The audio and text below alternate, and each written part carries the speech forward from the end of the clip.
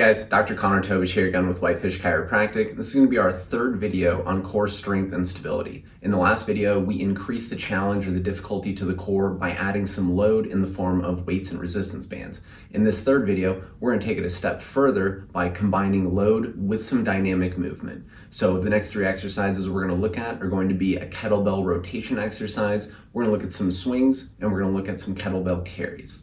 First exercise we're going to look at is going to be a kettlebell rotational swing. So we're going to be kind of in a staggered stance, rotating and swinging the bell. While we do it, we're going to try to move our shoulders and hips together at the same time. So let's see what that looks like.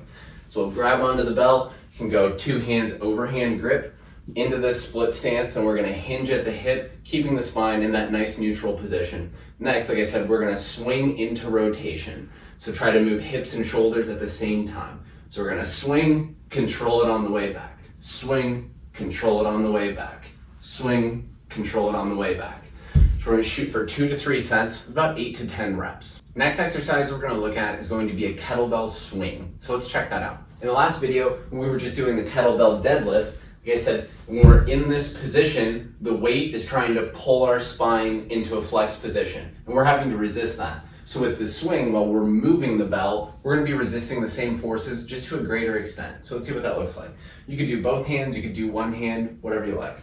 So start with the bell out in front, keep that good neutral spine, pull the bell under, explode through the hips.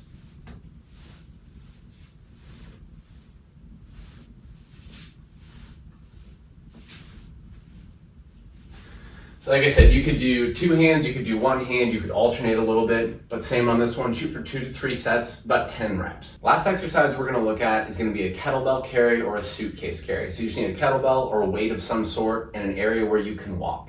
So you can pick the weight up, and then if you have space to do so, you would start walking. Obviously, as you're taking steps, the weight's trying to pull you down to that side. We're gonna resist that, stay tall, core stays active. We're not gonna let the weight win. So like I said, if you had space to walk, you could do that. If you don't, you could just march in place. So we could be here, high step, you could switch, you could lunge if you would like to, but either way, we're trying to stay tall, resist letting the weight pull us off to the side.